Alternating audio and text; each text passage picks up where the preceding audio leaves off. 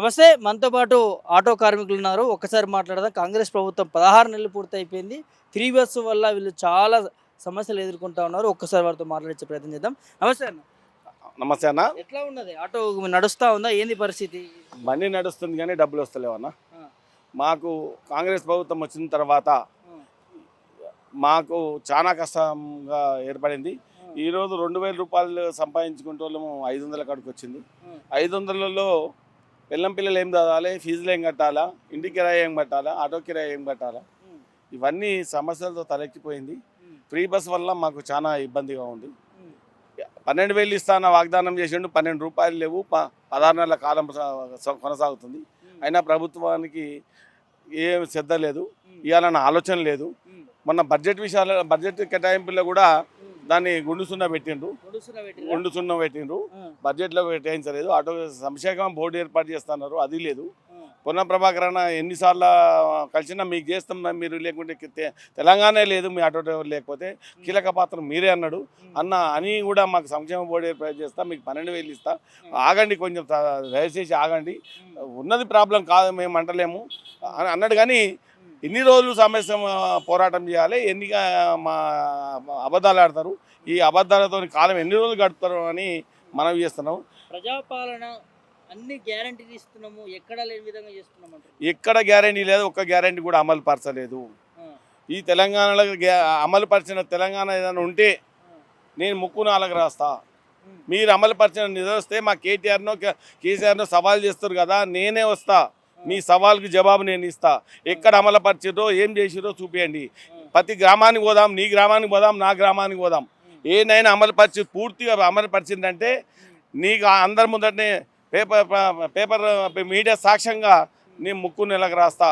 ఇది ఛాలెంజ్ చేస్తున్నా నన్ను మా కేటీఆర్ ఛాలెంజ్ చేస్తున్నాం. రేవంత్ రెడ్డికి, ముఖ్యమంత్రికేనా డైరెక్ట్? ముఖ్యమంత్రికి ఛాలెంజ్ చేస్తా ఉన్నా. ఆ, ఈ అమలు పరిచినట్టు పూర్తిగా అన్ని అమలు పడుతున్నానంటే ఆ. నేను ముక్కు నాలుగు రాస్తా. 21,000 కోట్ల రుణమాఫీ చేసినాం అంటారు.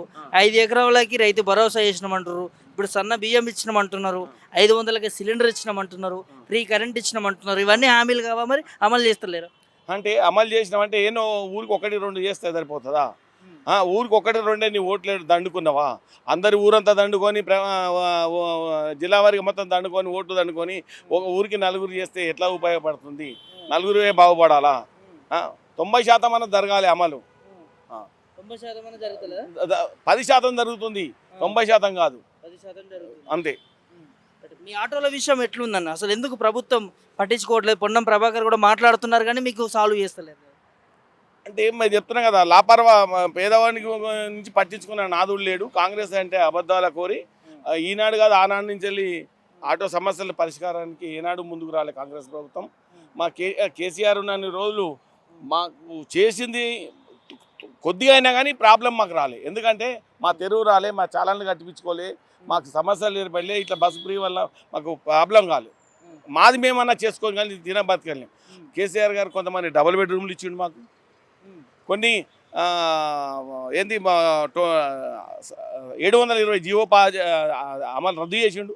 దానివల్ల ఫిట్నెస్ బాగుపడ్డాయి. మా ఆటో ట్యాక్స్ మాఫ్ చేసిండు. మాకు 5 లక్షల బీమా ఉండే, దాన్ని చేసిండు. 10 ఏళ్ళ కాలపాటు కొనసాగించిండు. ఇలా మరి రేవంత్ రెడ్డి ప్రభుత్వం వచ్చినాక అది 0 అయిపోయింది. ఇలా మాకు ఇన్సూరెన్స్ కూడా లేదు. మీరే కదా ఆటోలో కూడా ప్రమోట్ చేసుకుంటా మార్పు రావాలి, కాంగ్రెస్ రావాలి, మా ఓటు కాంగ్రెస్ కానీ గతంలో చెప్పుకుంటూ వచ్చి మరి మార్పు తెచ్చుకున్న ప్రభుత్వం పైన అంటే మాయ మాటలు చెప్పి బుడబొక్కలోడు ఉంటాడు కదా, వాడు వచ్చి బుర్ర కథ చెప్పంగానే అందరికీ అరే ఇది చేస్తాడేమో, కేసీఆర్కి ఇంకా ఎక్కువ చేస్తాడేమో, మంచి చేస్తాడని మా వాళ్ళు మోసపోయినారు.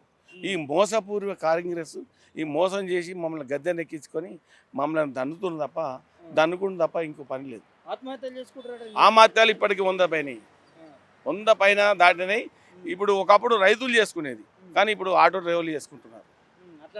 పరిస్థితి వచ్చింది. 12,000 కాదు, 12 పైసలు కూడా ఇవ్వలేదు. గడుస్తుంది అంటే ఏం చేస్తాం? అప్పులు చేసి కొప్పులు పెట్టుకొని తింటున్నాము. 4 ఆటోలు ఉంటే 1 ఆటోకి వచ్చింది వారం. ఒకటి వచ్చింది. ఒక్క ఆటో కూడా ఈ 4 రోజులు అయితే అది కూడా పోయే పరిస్థితి ఏర్పడుతుంది. ఈ బతకలేని పరిస్థితి వచ్చింది మాకు. వాచ్మెన్ కొలువులు ఇది మాకు ఓ పూల కుండీలతో ఏంది మన అదేంది పార్కులలో ఉద్యోగాలు ఇవ్వండి ఆటో డ్రైవర్లకు. కనీసం ఒక 20,000 18,000 జీతంతో నన్ను బతకగలుగుతాం. మాది మీరేం వ్యతిరేకం కాదా? ఫ్రీ బస్సుకు మేము వ్యతిరేకం కాదు, ప్రజల సమస్యలు వ్యతిరేకం ఏం కాదు. దాని సమస్యను పరిష్కరించాలి. నువ్వు దానికి ఫ్రీ ఇస్తే నష్టపోతున్నోనికి పరిహారం చెల్లించాలి. చెల్లించి మేము ఫ్రీ పెట్టుకోండి, వద్దన్న అనడం లేదు. ఫ్రీ బస్సుకు మేము వ్యతిరేకం ఏం కాదు. కానీ దాని సమస్య చారాన పోయి బారానకు మోసం వస్తుంది. మీరు చారానకు లబ్ధి పొందుతున్నారు, బారాన పొంది ప్రజలు ఇబ్బంది పడతా ఉన్నారు. ఇబ్బంది ఏమనుకుంటున్నాం? ఎంత చేసినా ధర్నాలు చేసినాం, గారాలు చేసినాం, ఇన్ని రోజులు చేసినా కొద్దీ మాత్రం గవర్నమెంట్ మాత్రం దిగి వస్తలేదు. ఉద్యోగం చేయాల్సి వస్తుంది, ప్రాణత్యాగాలు చేయాల్సి వచ్చే పరిస్థితి ఏర్పడుతుంది. ఏం చేస్తాం చెప్తే ఏం చెప్పినా ఆయనకు చెవున పడతలేదు. నా పేరు రామాంజనేయులు అన్న. ఇప్పటికీ ఆటో డ్రైవర్లు 105 మంది దాకా చనిపోవడం జరిగింది. అది రాష్ట్రం అంతా తెలుసు. రేవంత్ రెడ్డి సార్కి ఎన్నిసార్లు చెప్పి ఎన్నిసార్లు ఏం చేసినా కూడా మమ్మల్ని పట్టించుకోవట్లేదు. ఇప్పుడు ఆర్టీసీ ఫ్రీ అంటున్నారు. మాకు చెర్లపల్లి రైల్వే స్టేషన్లో మేము ఆటోలు పెడుతున్నాం. దాదాపు 300 ఆటోలు ఉన్నాయి. ఎక్కడెక్కడ నుంచో వస్తున్నారు ఆటోలు, అక్కడ పెడుతున్నాం. అందరూ బతకనిక శేషం ఉంది కానీ ఆశపడిపోయాను. బస్సులు కూడా దిగి మరీ ప్యాసింజర్ పిలుస్తున్నారు. బస్సు వాళ్ళు పిలిచి దగ్గరకు వచ్చి మేము ఎట్లా పిలుస్తున్నాం, వాళ్ళు పిలిచి మరీ దగ్గర నుంచి ఎక్కించుకోబోతున్నారు. అట్లా కూడా మాకు కడుపు కొట్టుడు అవుతుందన్న. దయచేసి రేవంత్ రెడ్డి సార్, ఈ 2 వీలర్ ఏవైతే ర్యాపిడో బండ్లు ఉన్నాయో ఓన్ ప్లేట్లు, ఆ వైట్ ప్లేట్లు తీసేసి లేకపోతే మా లెక్క కాకి సెట్లు వేసుకుని నడిపేయమని చెప్పండి సార్. మేము మా అట్లా కడుపు ఎండిపోతుంది, ఇట్లా కడుపు ఎండిపోతుంది. దయచేసి అర్థం చేసుకోండి మీరు. మా కడుపు ఎటు పోయినా మా కడుపు ఎండుతుంది. కాబట్టి ఇప్పుడు పిల్లలకి ఇప్పుడు హాలిడేస్ వస్తున్నాయి. ఇంకో వారం అయితే హాలిడేస్ ఇస్తారు. ఈ తర్వాత మేము పిల్లలకి ఫీజులు కట్టాలి, కాలేజ్ ఫీజులు కట్టాలని, స్కూల్ ఫీజులు కట్టాలన్నా మాకు సావే దిక్కు సార్. మేము అక్కడ ఎక్కడ చెప్పుకోలేకపోతున్నాం. మా బాధలు ఎవరికి చెప్పుకోవాలి అర్థమవుతారు. మీరు ఎట్లా అర్థం చేసుకుంటలేరు. మళ్ళీ మీ దగ్గర ఉన్న ఎమ్మెల్యేలు కానీ చెప్పుకుందామంటే ఇవి కావాలని చేస్తున్నారు అంటున్నారు సార్. లేకపోతే కింద వరకు వచ్చానో చూడండి సార్. మాది మీరు సన్న బియ్యం ఇస్తున్నారు అని చెప్పి ఇంటింటికి పోయి తింటున్నారు. మీరు అవి ఇచ్చే లాభం సార్. మాకు ఆ ఫ్రీ బస్ అనేది పెట్టారు కదా, మీ 12,000 ఇస్తున్నారు. ఆ 12,000 అన్న ఈ లోపల ఇవ్వండి, పిల్లలకి స్కూల్ ఫీజులు కట్టుకోవడం కానీ వస్తాయి. లేకపోతే ఇప్పటివరకు రూపాయి రాలేదండి మాకు. ఎక్కడ పోతే ఇంకొకటి, మేము బండి పోయి ఆయిల్ చేంజ్ చేయించుకోదామని పోతుంటే ఇంతకుముందు అయినా 1000 రూపాయల లోపల పనులు అయిపోయింది. ఇప్పుడు 2,000 3,000 అవుతున్నాయి. ఏమన్నా అంటే రేట్లు పెరిగిపోయినాయి అంటున్నారు. ఇంకా మేము ఏం చేయాలి సార్? ఎక్కడికి పోవాలి? ఫస్ట్ ఆ ర్యాపిడో బండ్లు అవి ఉన్నాయి కదా, ఆ బండ్లను ఆపండి సార్. ఆ బండ్లను ఆపుతున్నా మేము బతుకుతాం సార్. లేకపోతే మాకు బతుకు లేకుండా అయిపోయింది. 105 మంది అయ్యారు, ఇంకో కొంతమంది చచ్చిపోతారు సార్. ఈ స్కూల్ ఓపెన్ అయ్యే లోపల ఫీజులు కట్టుకోలేక ఇజ్జత్ పోతుందని చాలా మంది బాధలో ఉన్నారు. మీరు దయచేసి ఆత్మహత్యలు చేసుకుంటారు.